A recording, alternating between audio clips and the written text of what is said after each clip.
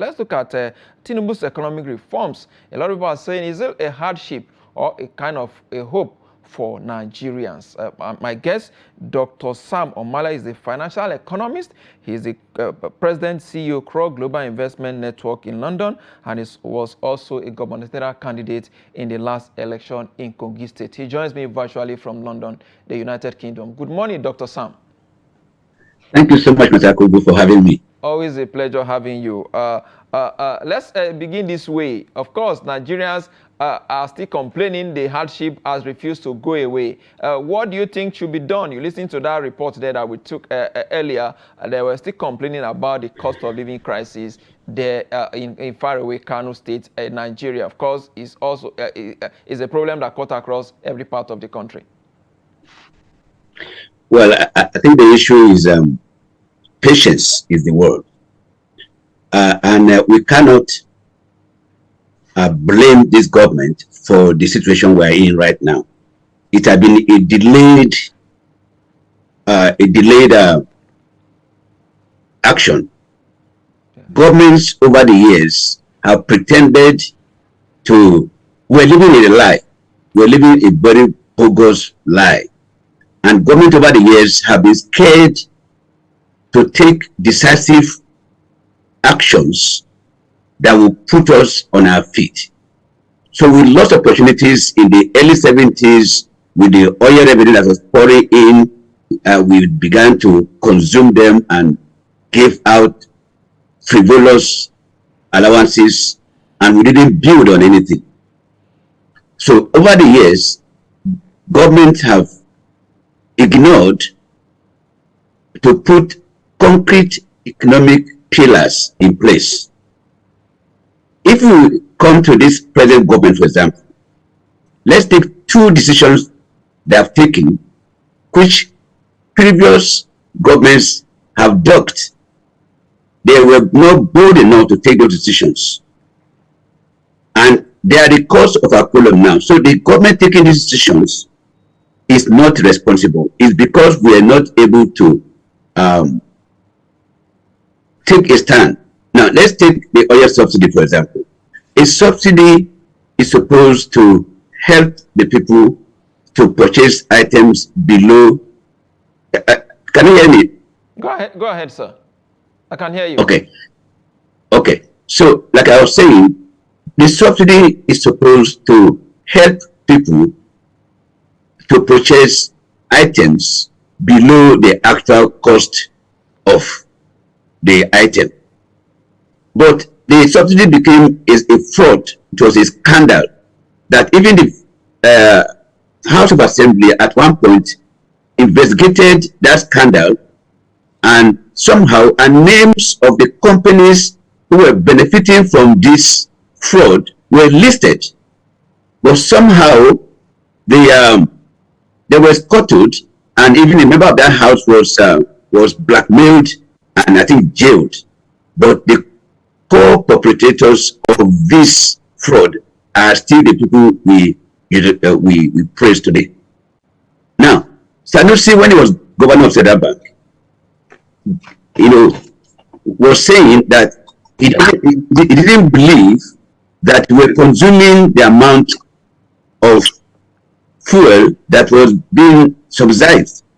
He asked this question: what's the volume of our oil, of our fuel consumption?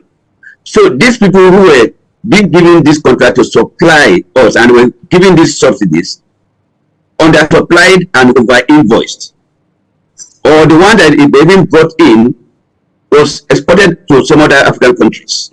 So they were the ones stealing, defrauding Nigerians.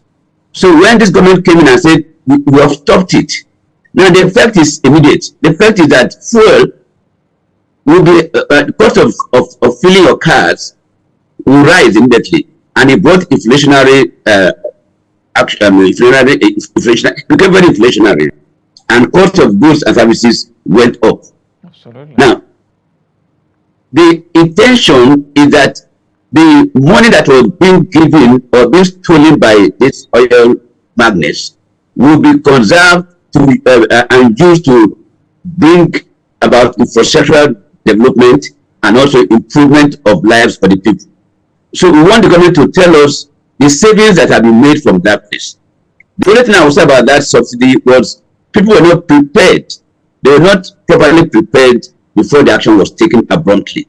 And the government itself was not really prepared, didn't put alternatives or way that the impact, I didn't they realize the impact of that action. All right. Otherwise, they would have put in place, for example, transportation and all that will have ameliorated the people's lives. So that policy is fantastic. And should I continue on the maybe second policy? Because how I want to see that, I want people to explain, to understand what these policies are, the consequences and the intentions, and what can be done to improve the people's life. Like I say, it's a temporary discomfort, and we have to go through it. Every government, every country went through the kind of stuff. The second major policy decision that was taken was the floating of the naira. And it was a fraud that Nigeria operated multi-foreign exchange a regime for a long time. It was a fraud. So it took a bold president and a bold central bank to collapse these fraudulent structures, and we now have a single regime of exchange that will put naira in its rightful position, that will bring confidence in investors that are coming to our country. Now, the impact of that, of course, is tough, but over time, I'm a farmer's son. We plant, we waited, we harvested. What this government has done is to plant the seeds of real economic growth. And while we wait for it to germinate and to harvest, we'll be hungry. That's the natural course of life. Doctor, I understand your policies, your explanation of these policies, but Nigerians are saying that why the ordinary people are waiting for the policies to germinate, those in power, those in government are living as if nothing has happened. They are feeding fat while the ordinary Nigerians are going through very difficult economic challenges. Yeah, that's the impression or the perception that the government has to correct by coming tough on cost of governance, by directing. I know in those days when the military, but there will be policies that will make civil servants not to go celebrate, not to do all this kind of stuff.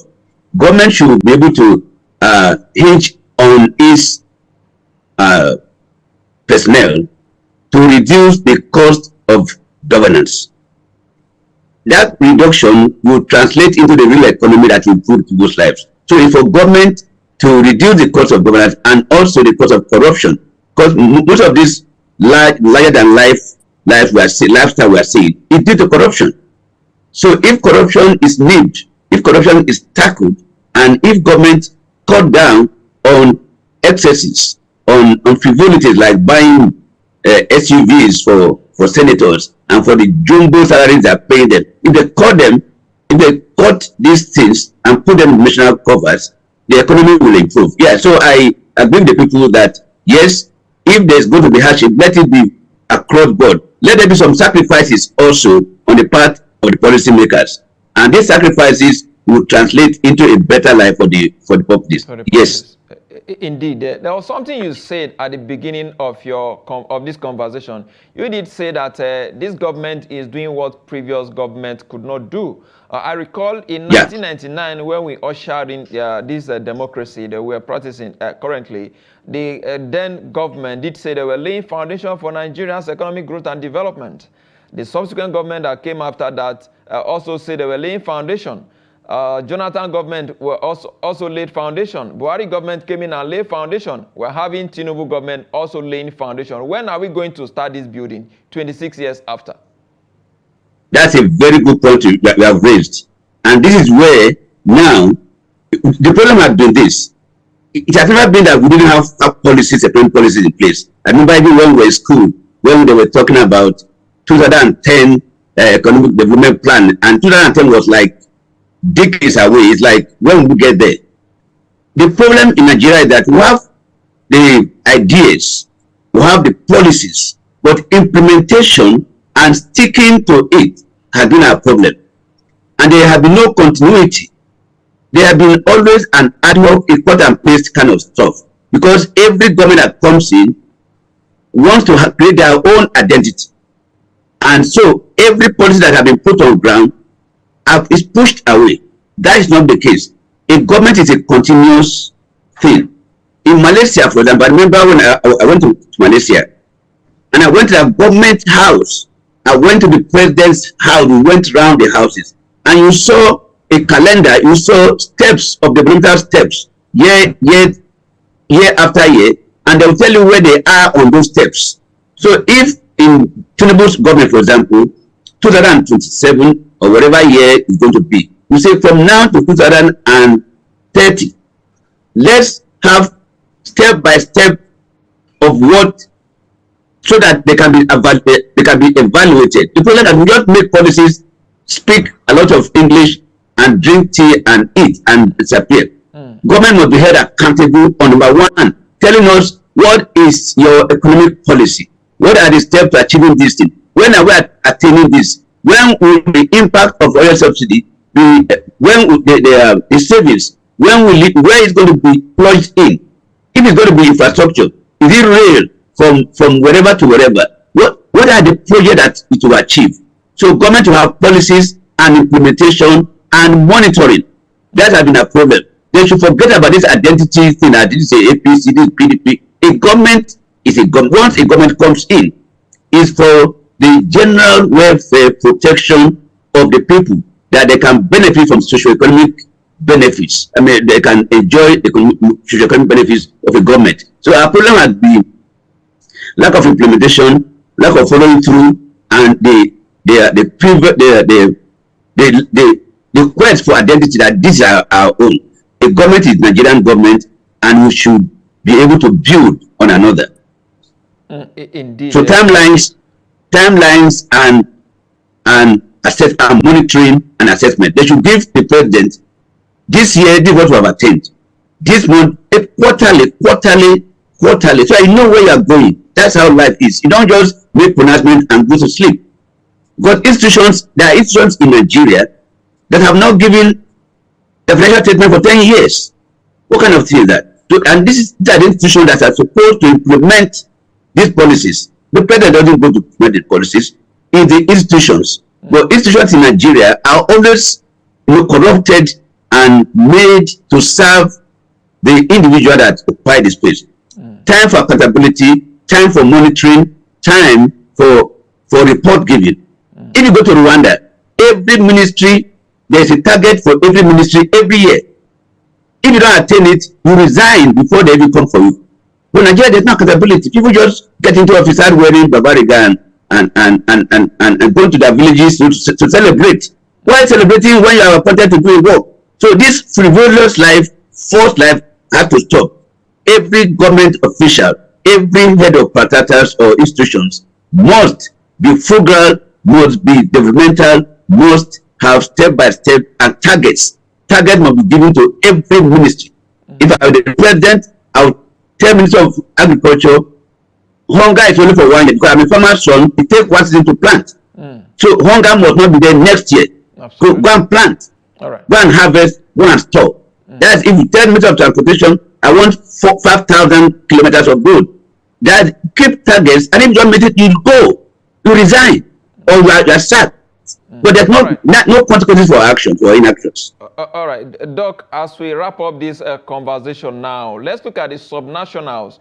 I mean, the government that are closer to the people. We have the local government and, of course, the state government. But there seems to be so much attention to the federal government, even though the federal government control, I mean, a larger share of the FAC allocation. We understand that a huge amount of money also go to the states. This money are meant to be, deployed for the benefit and good of the people. But what we see at the local level, even at some of our villages, is a hunger, is starvation, despite the fact that the government that is closer to them is having some, sort of independent, I mean, talking about local government autonomy now, but we're not seeing that reflecting in the lives of the people.